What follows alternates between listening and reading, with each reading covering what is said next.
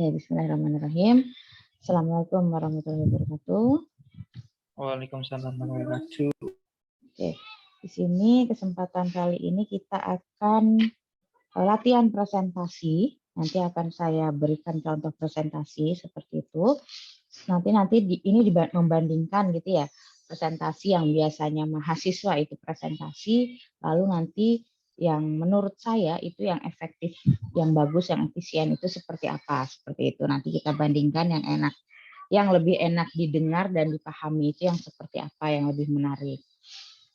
Oke, coba saya contohkan dulu ini contoh presentasinya. Contoh presentasinya Mas Syam tadi malam, ya.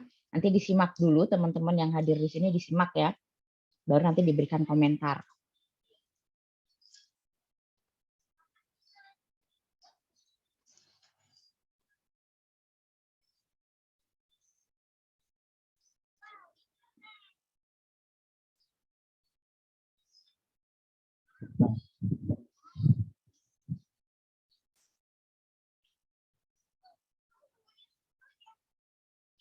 Suaranya kedengaran? Enggak ada suaranya, Bu. Enggak ada suaranya.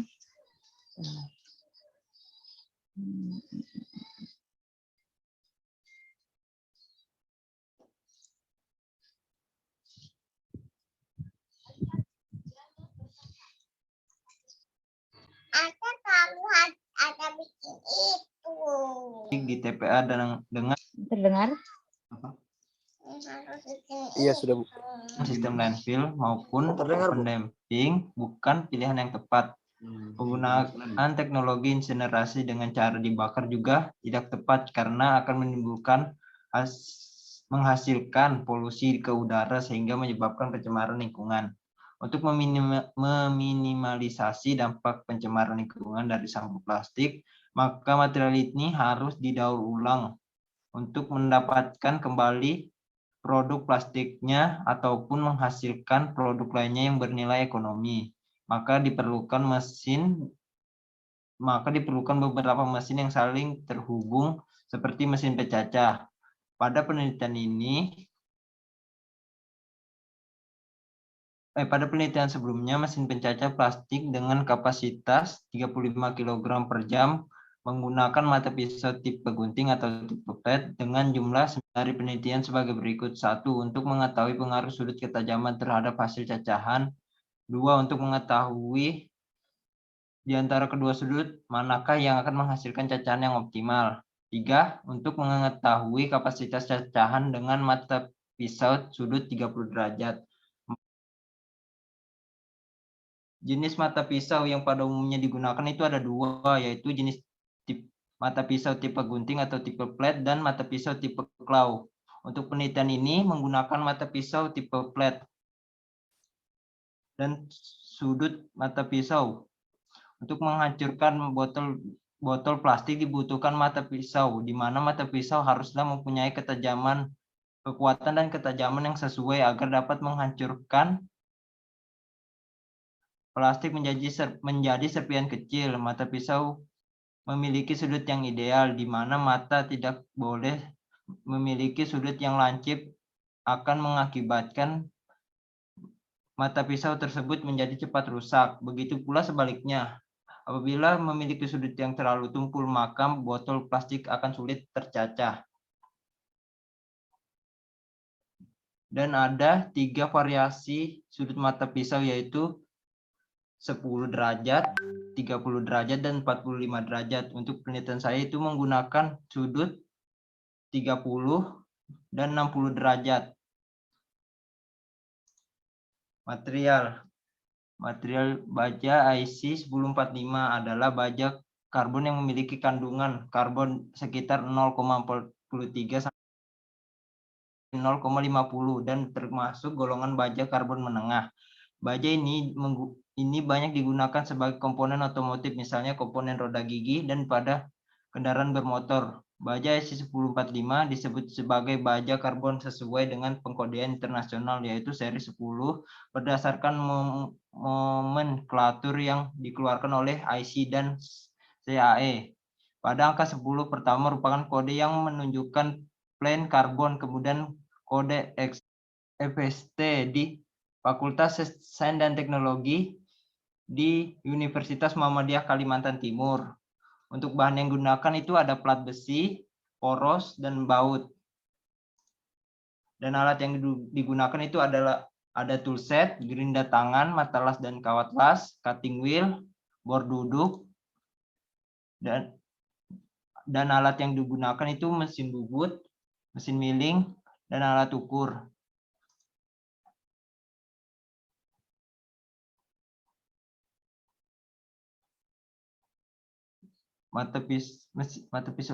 Mesin pencacah dan mata pisau pencacah dengan kapasitas 35 kg per jam ini dimulai dengan melihat permasalahan yang ada di lapangan, yaitu banyaknya kantong plastik. Hal ini menyebabkan dibuatlah mata pisau tipe gunting atau tipe plat dengan jumlah 9 mata pisau dan sudut ketajaman 25 derajat. Akan tetapi, mata pisau ini hanya mampu mencacah kantong kresek. Untuk botol plastik dan jenis PET atau PETE, hasil cacahan yang dihasilkan itu kurang optimal dan material yang digunakan pada mata pisau sebelumnya itu material yang mendekati adalah baja IC 1045. Langkah penelitian. Yang pertama itu mendesain mata pisau, menentukan alat dan bahan, perencanaan mata pisau, menentukan sudut ketajaman, menguji mata pisau, lalu mengolah data dan menganalisa data dan pembahasan data. Dan ini adalah alur penelitiannya dan jadwal. Sudah, Bu?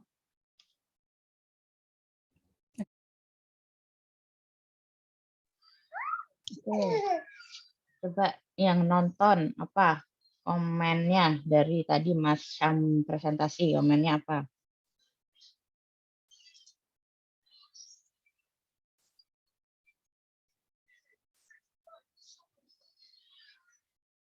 Ayo di komen, nggak apa-apa. Jadi biar kita sama-sama rata-rata kalian itu kalau presentasi kan seperti Mas Syam tadi ya, maksudnya membaca apa yang ditulis, jadi mengcopy paste dari laporan gitu, paragraf 1, paragraf 2 gitu di copy paste, lalu nanti dibaca gitu. Rata-rata seperti itu.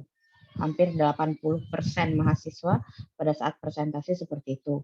Baik juga kemarin yang presentasi PKN seperti itu, kurang lebih masih sama. Gimana komentarnya tadi dari yang dilihat tadi, gimana komentarnya? Ayo satu orang sebelum saya masuk, saya kasihkan contoh yang versi saya.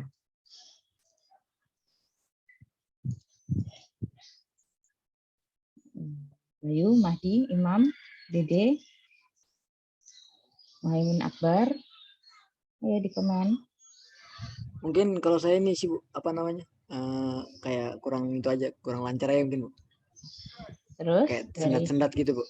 Oke, terus isinya? Kalau isinya agak bagus sih sudah Bu, sudah lebih mengetahui lah Bu, kemana alur penelitiannya itu Bu. Yang lain gimana? Mungkin itu kebanyakan kayak pakai kalimat gitu Bu. Mungkin bisa dikurangin lagi sih Bu, itu terlalu banyak. Terlalu banyak kalimat, jadi kita yang nonton kayak monoton gitu ya. Udah itu ada di PowerPoint, lalu dibacakan gitu semuanya gitu kan ya. Oke. Siapa lagi mau kasih masukan? Mahdi, Bayu, Daen.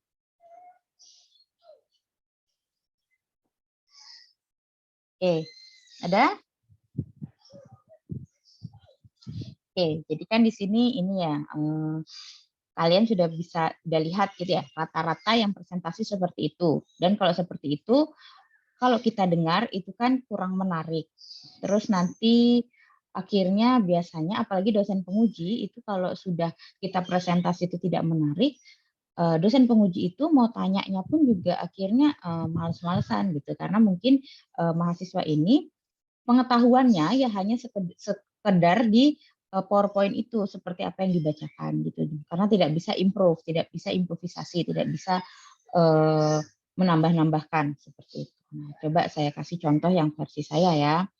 Nah, di sini dengan materi yang sama punyanya Mas Syam.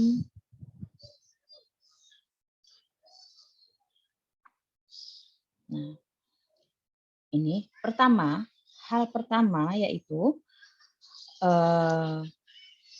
pada saat kita presentasi harus di slideshow. Nah, itu.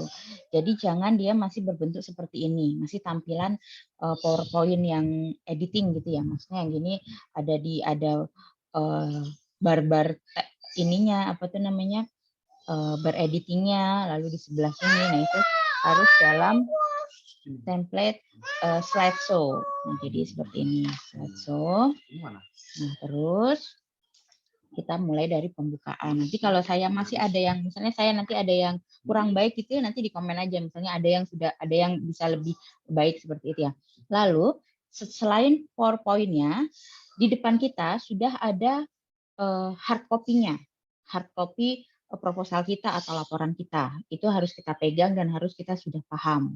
Nah, jadi kita mulai ya. Bismillahirrahmanirrahim. Assalamualaikum warahmatullahi wabarakatuh. Terima kasih kepada Bapak Ibu dosen pembimbing dan dosen penguji, Ibu Ani Siti Nurhayati sebagai dosen pembimbing saya, Bapak Sigit Haryo Pranoto dan Bapak Heri Triwaloyo sebagai penguji 1 dan penguji pada seminar proposal tugas akhir saya. Insya Allah saya akan memaparkan proposal tugas akhir saya pada siang hari ini dengan judul Pengaruh Besar Sudut Potong Mata Pisau Tipe Flat Terhadap Hasil Cacahan Plastik. Perkenalkan, nama saya Syam Ramadhani Syaputra dengan NIM 181102442022. Langsung masuk ke dalam pendahuluan atau latar belakang. Pada saat ini, sampah plastik merupakan masalah terbesar di Indonesia, yaitu banyak sekali penggunaan plastik sebagai kemasan, baik itu kemasan minuman, makanan, ataupun peralatan-peralatan sehari-hari yang kita gunakan. Sehingga sampah plastik ini merupakan sampah yang paling memberikan dampak terhadap lingkungan karena sampah ini sulit untuk diuraikan sehingga menjadi pencemaran lingkungan yang paling besar yang merupakan masalah di Indonesia pada saat ini.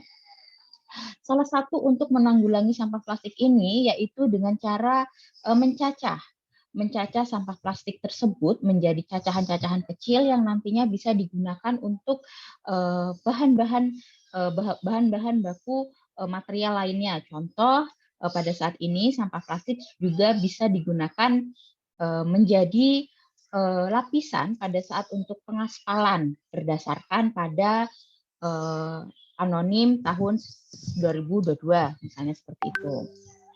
Nah, lalu selain dicacah juga sampah plastik biasanya oleh kelompok-kelompok masyarakat itu digunakan sebagai hiasan baik pot seperti itu yang nanti dijadikan pot daur ulang atau dijadikan tempat-tempat aksesoris lainnya. Dan pada penelitian ini saya akan mengubah sampah plastik ini untuk menjadi cacahan-cacahan plastik yang nanti bisa digunakan sebagai bahan baku atau bahan dasar material lainnya seperti itu. Nah, bagaimana cara mengubahnya? Yaitu dengan menggunakan mesin pencacah plastik. Pada penelitian sebelumnya sudah terdapat mesin pencacah plastik yang penelitian ini dilakukan oleh Bapak Sigit Haryo Pranoto, STMN selaku dosen Prodi S1 Teknik Mesin. Nah, salah satu faktor yang mempengaruhi hasil cacahan pada mesin pencacah plastik ini adalah mata pisau. Nah, mata pisau ini mempengaruhi hasil cacahan, yaitu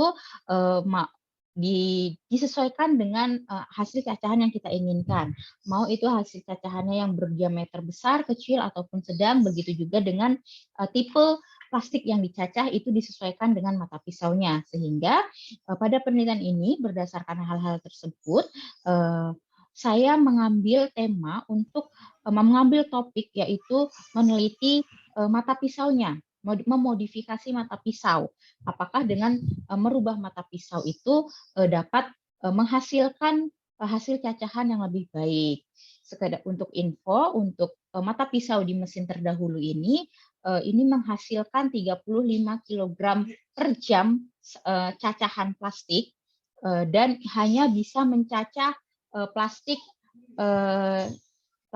yang tidak terlalu tebal, yaitu maksimal di plastik botol, itu pun botol yang botol-botol air mineral itu yang tipis sekali. Jika kita masuk ke botol air mineral aqua itu agak tebal, itu mata pisau ini tidak dapat mencacah atau dia akan patah ataupun pecah mata pisaunya. Sehingga dengan demikian pula saya berinisiatif, kami tim peneliti berinisiatif untuk mengubah atau memodifikasi mata pisau ini agar nantinya bisa menghasilkan hasil cacahan yang lebih banyak ataupun dapat mencacah plastik yang lebih keras. Seperti itu. Demikianlah latar belakang dari penelitian saya. Selanjutnya, berdasarkan latar belakang tadi, saya merumuskan masalah dari penelitian ini. Yang pertama yaitu apa pengaruh sudut ketajaman mata pisau terhadap hasil cacahan. Lalu sudut manakah yang menghasilkan hasil cacahan yang optimal? Bagaimana pengaruh besar sudut 30 derajat pada mata pisau terhadap kapasitas dan hasil cacahan? Dan yang keempat adalah bagaimana pengaruh besar sudut 60 derajat pada mata pisau terhadap kapasitas dan hasil cacahan. Berdasarkan rumusan masalah, maka tujuan penelitian ini yaitu untuk mengetahui pengaruh sudut ketajaman terhadap hasil cacahan, untuk mengetahui sudut manakah yang akan menghasilkan cacahan paling optimal, untuk mengetahui kapasitas cacahan mata pisau dengan sudut 30 derajat, dan untuk mengetahui kapasitas cacahan mata pisau dengan sudut 60 derajat. Selanjutnya yaitu tinjauan pustaka. Di sini saya menggunakan limbah, yaitu tadi limbah plastik. Limbah itu terdiri dari 3 jenis, yaitu ada limbah padat, limbah cair, dan limbah gas. Pada penelitian saya menggunakan jenis limbah padat, yaitu limbah plastik. Nah, jadi dikarenakan tadi sesuai dengan latar belakang bahwa limbah plastik ini merupakan salah satu limbah yang sangat mempengaruhi ekosistem dari lingkungan, yaitu dia sangat mencemari lingkungan, baik itu di darat ataupun di laut. Banyak sekali limbah plastik yang ada di Indonesia, khususnya di sekitaran Samarinda sendiri. Seperti itu.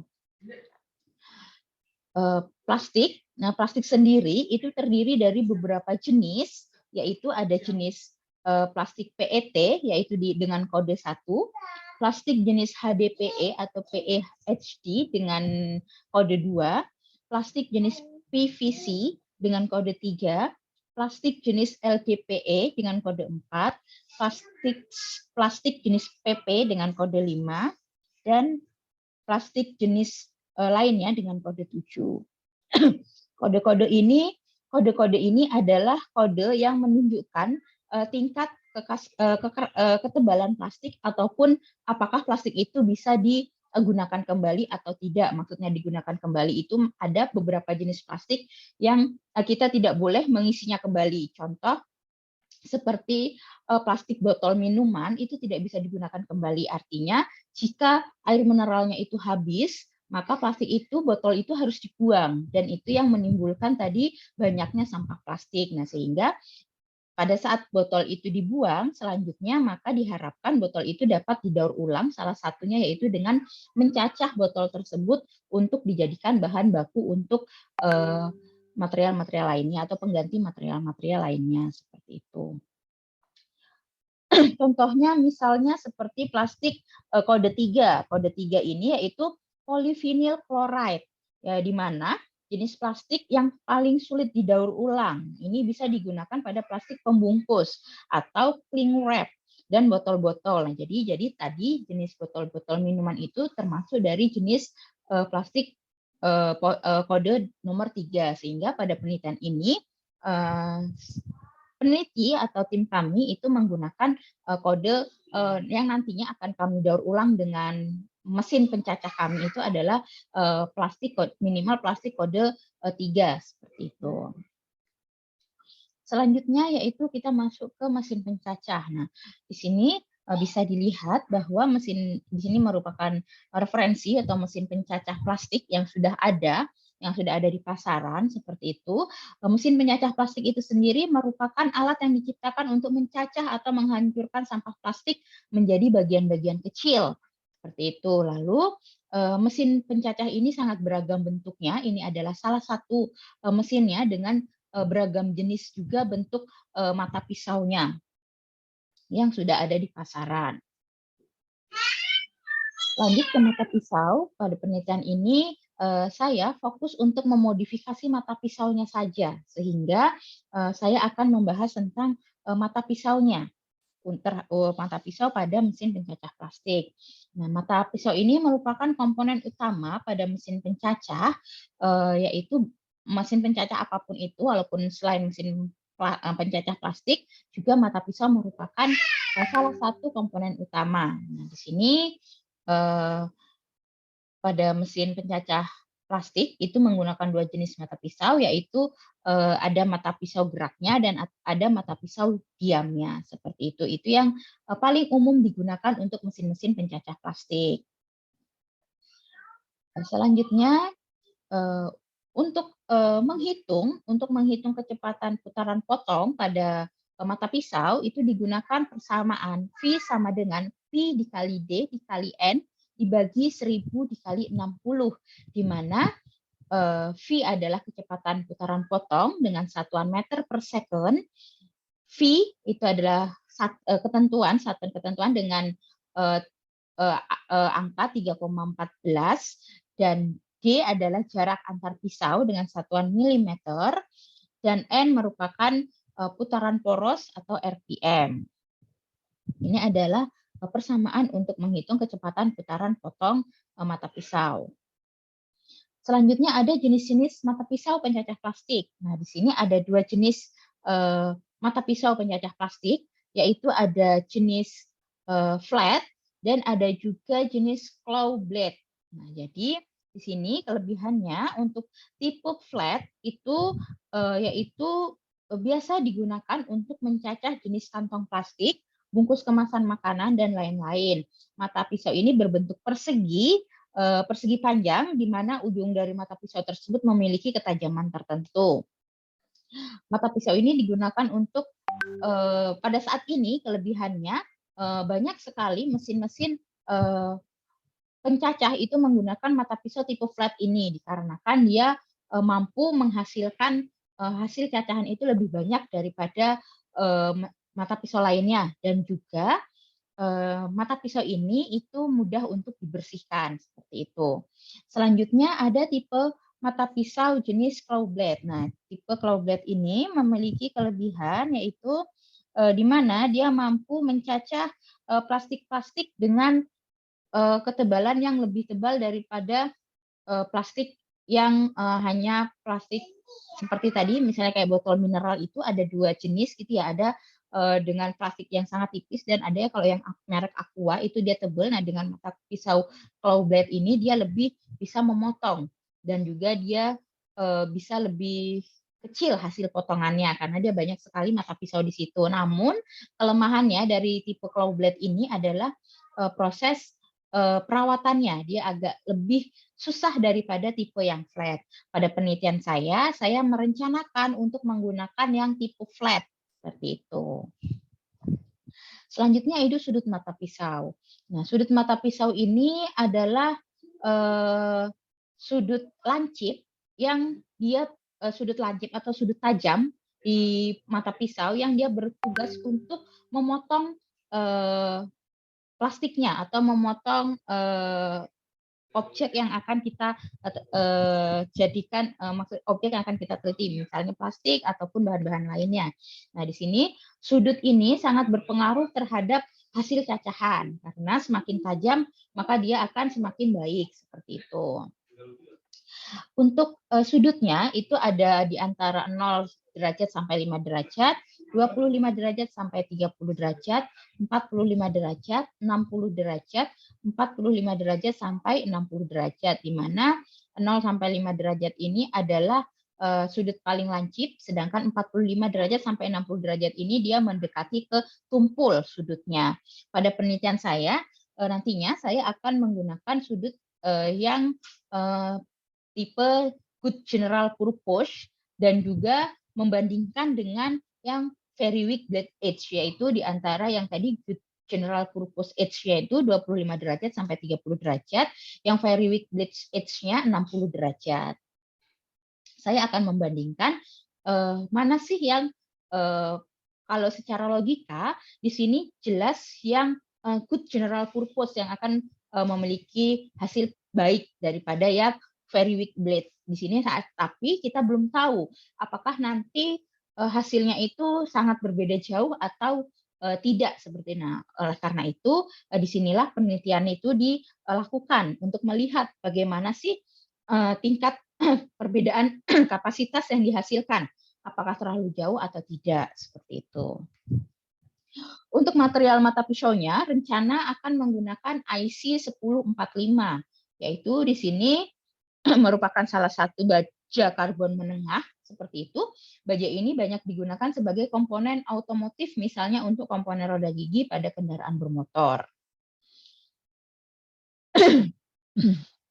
Selanjutnya juga pada penelitian ini akan menghitung kapasitas potongan, tadi kapasitas potongan untuk mata pisau sudut 25 dengan mata pisau sudut 60 derajat, seperti itu. Persamaan untuk menghitung kapasitas potongan yaitu dengan Q sama dengan M dikali N dikali Z, di mana Q yaitu kapasitas pemotongan dengan satuan kilogram per jam, M yaitu massa jenis yang dicacah ya dengan satuan gram, N yaitu putaran puli dengan satuan meter per menit, Z yaitu jumlah potongannya.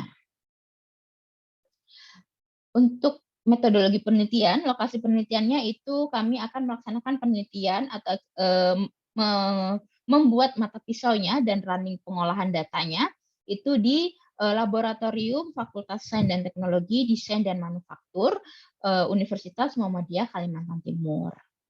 Bahan yang digunakan pada penelitian ini yaitu plat besi, poros, baut, alat yang digunakan yaitu tool set, gerinda tangan, mesin las dan kawat las, cutting wheel, bor duduk, mesin bubut, mesin milling, dan juga alat ukur. Berikut adalah mata pisau terdahulu. Tadi untuk mata pisau penelitian ini mengacu pada mesin pencacah plastik penelitian terdahulu, tadi milik Bapak Sigit Haryo Pranoto STMN. Bapak Sigit sudah membuat mesin pencacah dengan mata pisau seperti berikut, yaitu namun masih terdapat beberapa kekurangan dari mata pisau terdahulu, diantaranya yaitu masih mesin pencacah dan mata pisau hanya bisa menghasilkan kapasitas 35 kg per jam. Mata pisaunya yaitu tipe gunting atau tipe flat dengan jumlah 9 mata pisau dengan sudut ketajaman 25 derajat. Lalu mata pisau ini hanya mampu mencacah kantong kresek untuk botol plastik jenis PET atau polyethylene terephthalate. Nah, lalu hasil cacahan yang dihasilkan yaitu kurang optimal karena tadi hanya bisa hanya mampu untuk kantong kresek saja, belum bisa untuk plastik yang lebih tebal seperti itu. Selanjutnya, pada penelitian saya itu akan memodifikasi mata pisau atau melakukan inovasi terhadap mata pisau itu, yaitu mata pisau pencacah dengan model yang masih sama, yaitu model flat, hanya perbedaannya yaitu dengan menggunakan 8 mata pisau pencacah, lalu menggunakan 2 variasi sudut ketajaman, jadi nanti menggunakan sudut 30 derajat dan 60 derajat, dan menggunakan material baja IC 1045, dan juga untuk jenis modelnya itu berbeda. Kalau yang di sini dia modelnya keluar gitu mata pisaunya, sedangkan kalau di model saya dia nanti akan bulat, ya modelnya akan bulat seperti ini, seperti yang digambar seperti itu, dan di sini dia berjumlah 8 mata pisau. Selanjutnya itu adalah alur penelitian atau flowchart. Nah, di sini saya memulai, lalu saya studi literatur, yaitu membaca dan melakukan resume terhadap penelitian terdahulu. Lalu saya menentukan alat dan bahan, lalu perancangan mata pisau. Di sini di perancangan mata pisau dilanjutkan dengan juga menentukan sudut ketajaman, lalu nanti membuat mata pisaunya, lalu di running atau dilakukan uji coba mata pisau di mesin pencacah, dan juga dilakukan running proses pencacahan botol plastik. Selanjutnya jika sudah menghasilkan datanya, lalu saya akan mengolah data dan menganalisa data, dan dilanjutkan dengan membuat laporan penelitian tugas akhir dan juga publikasi atau seminar hasil penelitian. Berikut adalah jadwal kegiatan. Di sini ada persiapan penelitian selama 2 minggu, lalu ada pengumpulan data mulai di minggu ke-3 Februari sampai di minggu ke-4 Maret, lalu ada pengolahan data penelitian yaitu di bulan April selama 4 minggu, dan juga penyusunan laporan dan juga publikasi di bulan Mei sampai dengan bulan Juni. Demikian hasil presentasi proposal tugas akhir saya. Mohon maaf bila ada kesalahan kata. Assalamualaikum warahmatullahi wabarakatuh. Saya kembalikan kepada dosen pembimbing. Oke, kurang lebih seperti itu ya untuk presentasi. Jadi di sini tadi. Nah, yang pertama itu dibuka dengan salam, tidak perlu lama-lama, langsung saja salam tadi. Terima kasih kepada Bapak Ibu dosen yang sudah hadir, kepada teman-teman, mungkin kalau nanti ada yang banyak yang menonton, lalu disebutkan judulnya, perkenalkan namanya, NIM-nya, seperti itu. Lalu langsung masuk pendahuluan. Nah, di sini kalau saya itu akan lebih menarik jika kita munculkan tuh gambar. Nah, jadi kalau misalnya bentuknya gambar seperti ini, orang itu akan lebih menarik, tapi dia memperhatikan kita. Karena dia butuh penjelasan dari gambar ini. Misalnya kayak gini kan tadi kalian, apa sih maksud dari gambar sampah itu? Apa sih maksud dari gambar cacahan plastik ini? Seperti itu. Tapi kalau tadi seperti katanya Imam itu ya, banyak sekali kalimat dan kita hanya membaca kalimat itu, akhirnya kita jenuh. Tanpa, kalau kita di sini nulisnya itu kalimat, tidak perlu dipresentasikan, itu audiensnya itu sudah paham, sudah baca gitu. Nah, dan nanti akhirnya malah audiensnya membaca PowerPoint-nya, kita tidak didengarkan karena kita pikiran orang itu tidak bisa double gitu ya. Tidak bisa membaca sambil mendengarkan. Itu jarang sekali yang bisa seperti itu. Jadi biasanya fokusnya hanya satu. Jika dia membaca, pasti kita tidak didengarkan. Tapi jika dia mendengarkan kita, dia tidak membaca, tapi nanti informasinya kurang. Karena tadi seperti Dede bilang, biasanya mahasiswa itu menjelaskannya masih terbata-bata. Seperti itu. Masih terputus-putus gitu ya, tidak lancar. Sehingga informasi yang disampaikan itu kurang jelas. Nah, jadi kalau kita tampilkan itu bentuk gambar, nah di situ audiensnya itu akan perhatian. Dia akan penasaran maksud gambar itu, lalu dengan melihat, sambil mendengarkan apa yang kita jelaskan. Dan tentunya kita sudah latihan berkali-kali untuk menjelaskan itu, agar penjelasan kita itu tidak terbata-bata. Bagaimana agar tidak terbata-bata? Tadi di depan kita, itu sudah harus ada laporan kita. Terus ada setidaknya coretan tangan kita gitu ya. Nanti pertama di gambar nomor 1 nih saya akan menjelaskan tentang ini aja nih, itu udah ada listnya gitu. Jadi kita tidak lupa seperti itu. Nah, itu harus butuh latihan. Latihannya tidak cukup 1-2 kali, itu harus butuh berkali-kali seperti itu. Jadi misalnya nanti mau maju seminar proposal seperti teman-teman yang saat ini mau maju ataupun untuk yang angkatan 2019 gitu ya. Dari sekarang itu presentasi apapun itu latihan dulu. Misalnya ajak temennya gitu ya, ajak kelompoknya, misalnya kelompok nih, ayo latihan dulu yuk gitu. Terus nanti yang kurang nih apa nih, seperti itu. Atau latihan sendiri, kan sekarang ada Google Meet atau Zoom gitu ya, itu latihan sendiri, baru nanti direkam, didengarkan, oh kayaknya aku sendiri sebagai pendengar nih kayaknya kurang nih gitu, oke, di latihan lagi seperti itu. Jadi biasanya latar belakang ini bisa 2 tipe, bisa menaruh gambar gitu ya, gambar yang relevan dengan materi kita, dengan latar belakang yang di laporan kita, atau jika memang takut lupa, jika dengan gambar saja sangat takut lupa gitu, bisa dibikin per poin atau bisa dibikin per paragraf, tapi dia paragraf singkat, bukan paragraf lengkap seperti itu. Nah, karena dan tidak perlu menjelaskan, tidak perlu menceritakan semuanya, tidak perlu satu halaman latar belakang, 3 paragraf latar belakang itu diceritakan, itu tidak perlu. Yang pertama, dosen penguji, dosen pembimbing sudah punya filenya, file proposalnya. Jadi dosen itu sudah membaca dulu. Jadi kita tidak perlu menjelaskan, mereka sudah membaca. Nanti jika ada yang ditanyakan dan itu belum dijelaskan mahasiswa, akan ditanyakan di sesi tanya jawab. Yang kedua, jelaskan saja yang kita itu paling ingat gitu ya. Nah, itu menghindari seperti ini. Biasanya penonton dan tim penguji itu akan bertanya sesuai dengan apa yang kita tulis ya. Nah, tapi kalau misalnya apa yang kita tulis itu sudah kita sampaikan semua, mereka tidak ada pertanyaan. Karena mereka tidak ada pertanyaan, nanti pertanyaan itu akan melebar, akan kemana-mana.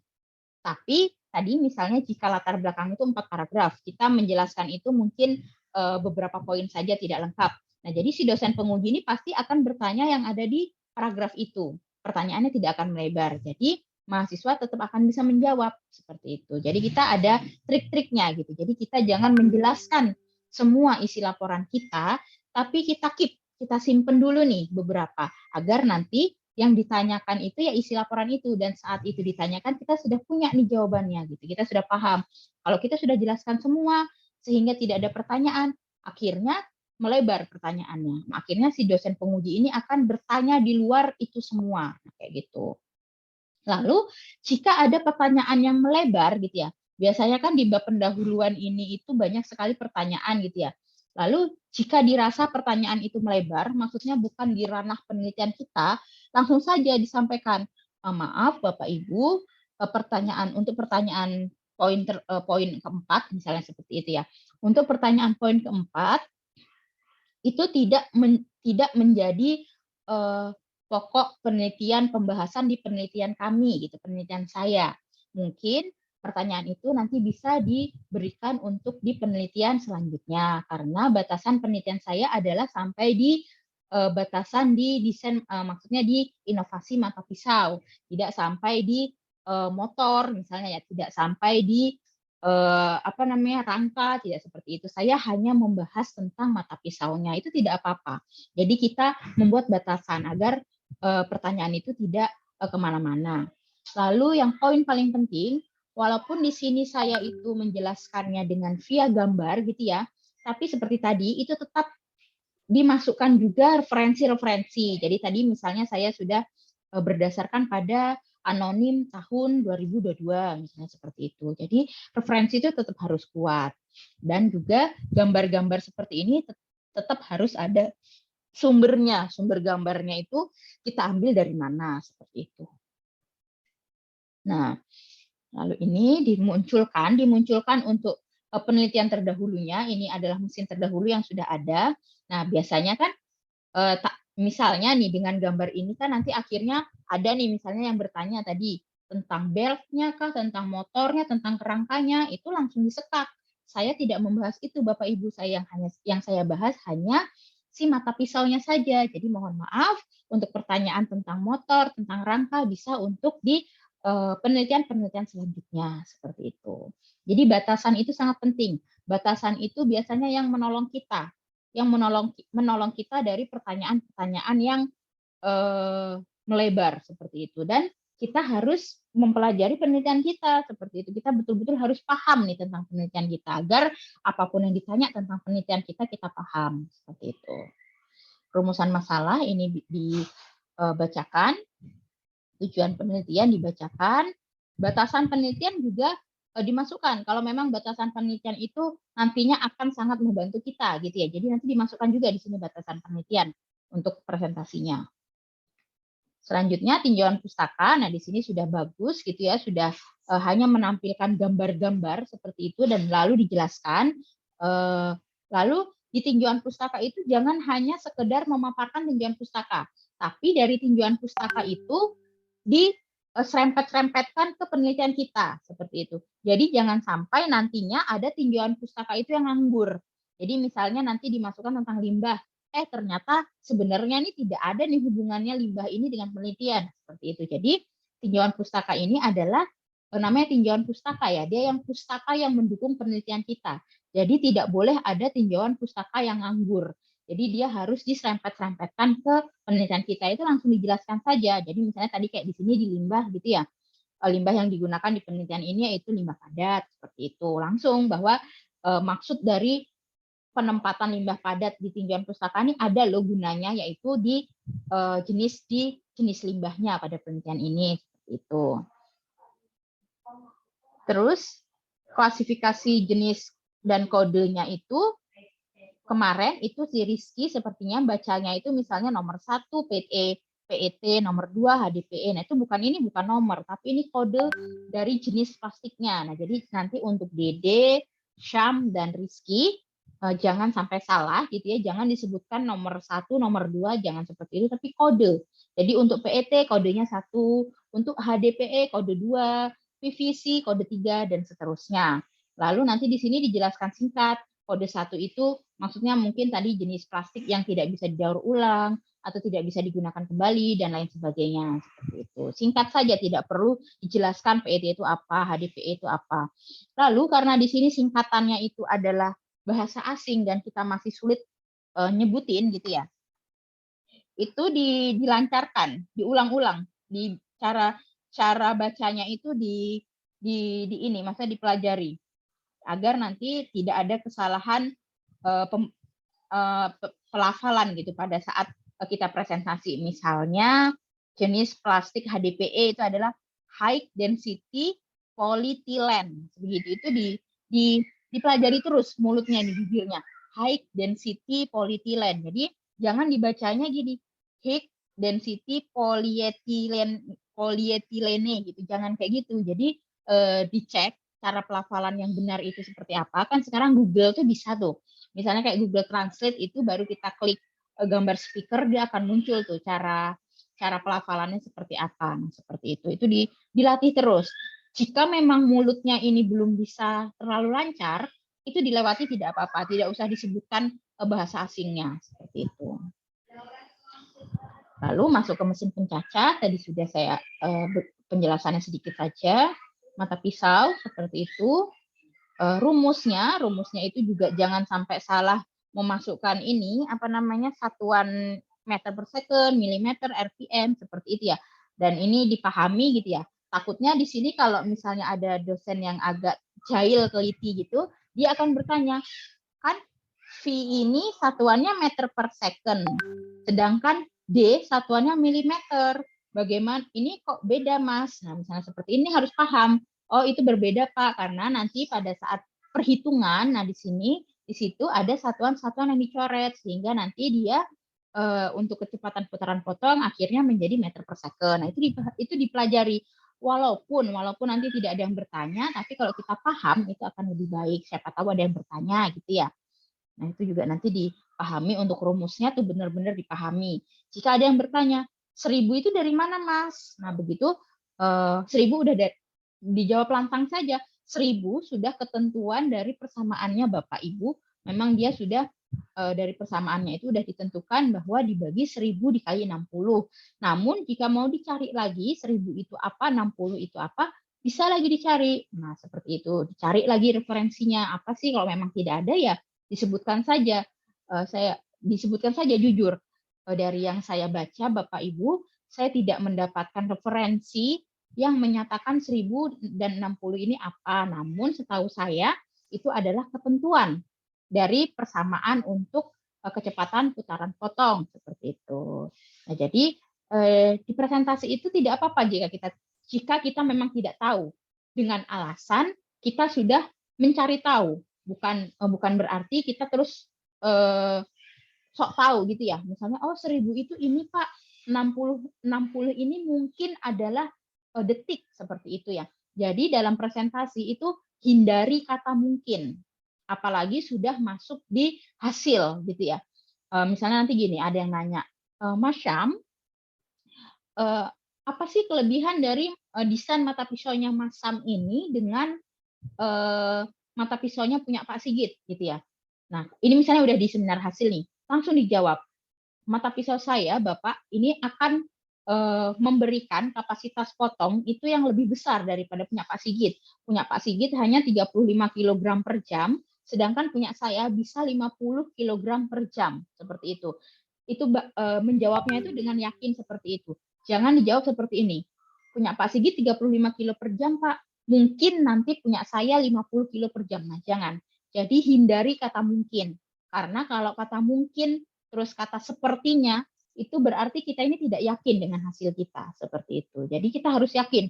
Misalnya nanti pengujinya bilang gini, masa Mas yang benar pasti 50. Iya Bapak, 50 sudah pasti karena sudah kami lakukan running. Seperti itu. Sudah kami runningkan mesinnya dan sudah kami ukur gitu. Tapi kalau memang nanti hasilnya itu tidak 50 gitu ya, ternyata lebih rendah dari 35 kg itu disampaikan.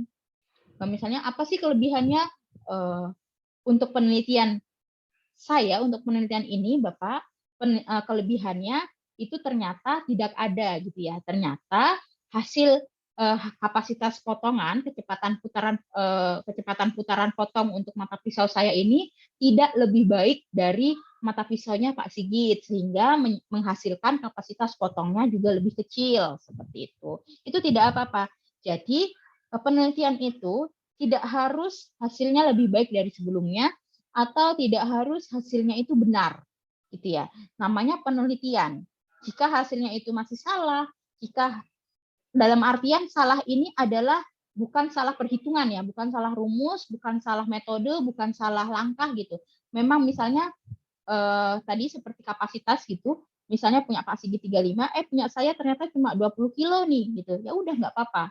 Itu adalah hasil penelitiannya dan itu yang diteliti. Kenapa sih kok dia lebih kecil? Ternyata pisaunya dia tidak cukup kuat mungkin. Ternyata dia pisaunya itu ternyata banyak plastik yang loss gitu ya, maksudnya tidak ikut terpotong seperti itu. Nah, jadi hasil penelitian itu tidak harus lebih baik dari penelitian sebelumnya seperti itu, dan juga tidak harus mendapatkan hasil yang valid gitu. Jika memang tidak valid ya berdasarkan perhitungan itu tidak valid Bapak. Nanti analisanya tuh apa nih kok tidak valid. Nah, jadi seperti itu. Jangan nanti misalnya Syam nih, hasilnya Bu dengan mata pisau saya ternyata cuma 25 kilo. Saya mau ubah lagi Bu, biar dia hasilnya lebih besar gitu ya. Nggak usah, karena kalau kita ikuti seperti itu, maka penelitiannya itu nggak selesai-selesai. Kayak gitu. Ini jenis mata pisau. Tadi jenis tipe flat dan tipe claw blade. Nah, seperti itu. Ini nanti di laporannya ya, Syamnya dan yang lainnya, di proposalnya itu ditambahkan. Kelebihan dari tipe flat dan claw blade ini apa? Masing-masing kelebihan dan kekurangannya itu apa? Lalu kenapa kok Syam ini memilih tipe flat? Karena tadi kalau dari saya menjelaskannya masih logika saja gitu ya, dilihat dari desainnya bahwa nantinya tipe flat ini akan lebih mudah untuk perawatannya gitu ya daripada tipe blade gitu, karena tipe blade ini kan dia rapat semua gitu ya, sedangkan tipe flat ini akan lebih mudah perawatannya seperti itu. Nanti dijelaskan apa kelebihan dan kekurangan dari masing-masing tipe ini. Lalu kenapa kok kita memilih yang tipe flat? Kenapa tidak memilih yang claw blade? Seperti itu. Itu nanti jika ada yang bertanya maka kita bisa menjawab. Sudut mata pisau, jadi gambar itu tadi kalau yang di presentasinya Syam, gambarnya itu kecil di ujung. Jadi diusahakan gambar yang penting, ini kan gambar penting ya, dia menunjukkan sudut mata pisau. Gambar yang penting itu dibuat lebih besar daripada tulisan-tulisan yang lainnya. Jadi tadi menghindari disruption, menghindari audiens itu untuk tidak fokus gitu. Jadi penjelasannya itu sedikit aja, lalu dijelaskan mata pisaunya. Dan ini langsung diserempetkan ke penelitian kita. Kita masuk ke jenis mata pisau yang mana, seperti itu. Kita mengambil mata pisau yang mana nih, seperti itu. Lalu Nanti di sini kan bahasa Inggris nih yang dimasukkan Syam, seperti saya bilang. Itu cara penyampaiannya, pelafalannya itu dipelajari terus.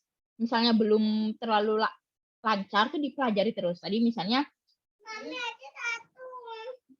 itu di mana?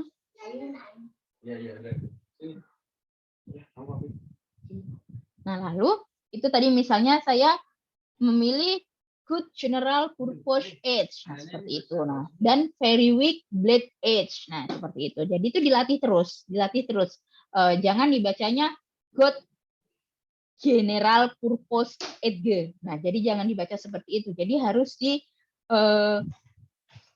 dibaca dengan sesuai pelafalannya gitu ya. Jadi beberapa kali saya mendengarkan mahasiswa ini presentasi gitu, kalian itu masih kurang gitu di pelafalan gitu. Nah, itu tidak apa-apa. Dulu saya juga seperti itu.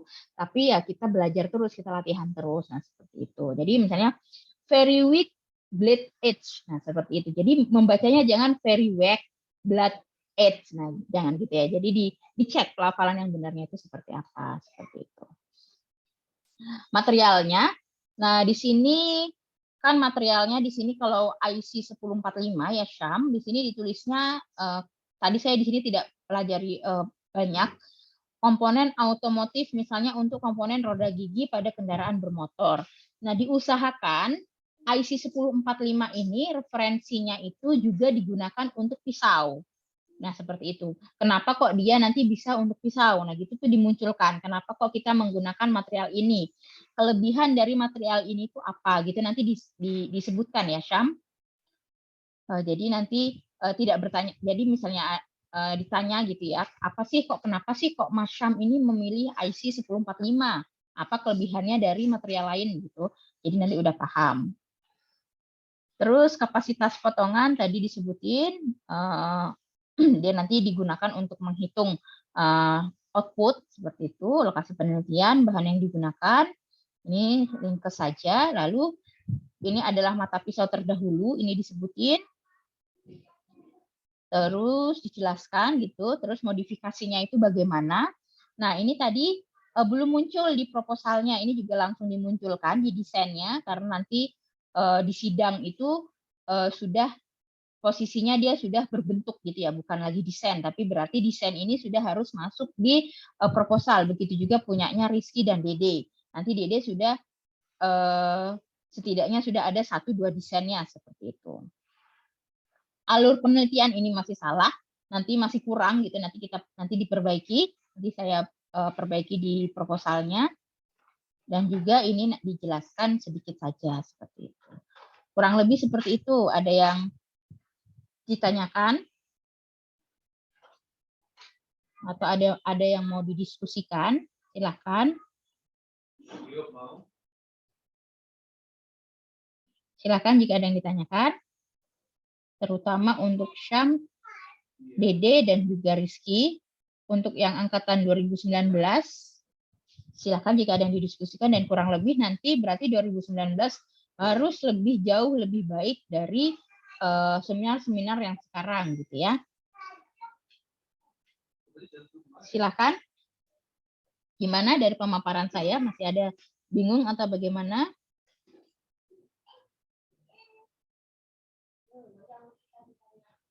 Bu, untuk mata pisau itu Bu, saya masukkan dua-duanya Kak Bu? Punyanya Rizky sama punyanya Syam?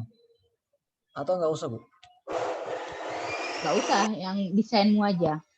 Satu aja ya Bu ya? Misalnya kayak punyanya Syam gitu Bu? Yang desainmu aja. Desainmu sama kayak yang dipakai Syam. Sama Bu. Saya pakai Tapi punya Syam. Kamu buat berapa desain? Satu aja sih Bu, yang punya Syam tuh yang 30 derajat. Ya sudah dimasukkan, cuma nanti berarti source-nya atau sumbernya itu adalah Syam gitu ya. Karena itu kan Ya, punyanya Syam gitu. Jadi nanti disebutkannya bahwa penelitian ini adalah penelitian tim gitu kan. Ya, jadi saya bertugas untuk di versi simulasi gitu ya dengan menggunakan ANSYS, dan Syam dan Rizky adalah nanti yang di kenyataannya, versi nyatanya seperti itu. Ya. Oke. Ada lagi? Terima kasih.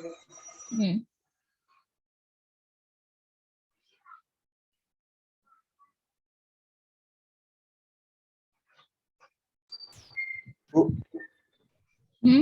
Ya. ini yang desainnya ini di bawah, ditaruhnya tuh di bawah mata pisau sebelumnya nggak, Bu? Jadi kan mata pisau sebelumnya, lalu nanti desainnya atau desainmu bagaimana gitu ya. Terus nanti disebutin tuh maksudnya kelebihan dari desainmu daripada yang sebelumnya nih apa nih gitu. Jadi biar jadi nanti misalnya jadi orang tuh tidak berpikir ngapain misalnya gini, nggak tahu juga Pak kelebihannya apa gitu kan, berarti kan nanti si penguji atau yang audiens ini mikir gini ya, ngapain kamu buat desain gitu kan kalau tidak ada nilai lebihnya gitu.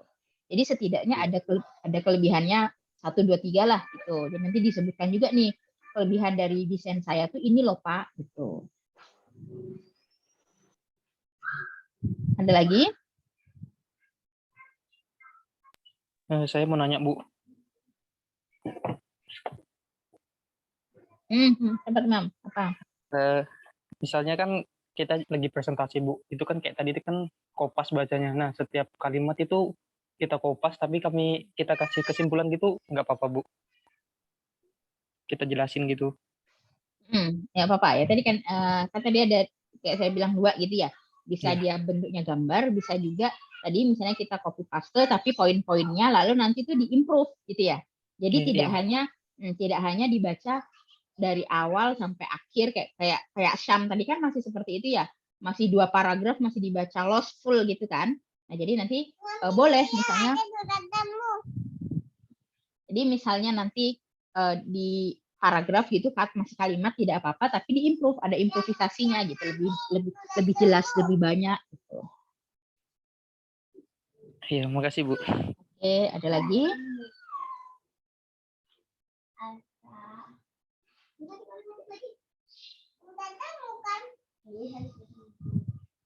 Ada lagi yang lainnya? Oke, jika tidak ada, kita sudahi ya. Semangat untuk Syam, Dede, dan juga Rizky. Terus untuk Imam, Muhaimin Akbar, dan juga Rifki. Ini kan udah bulan 4.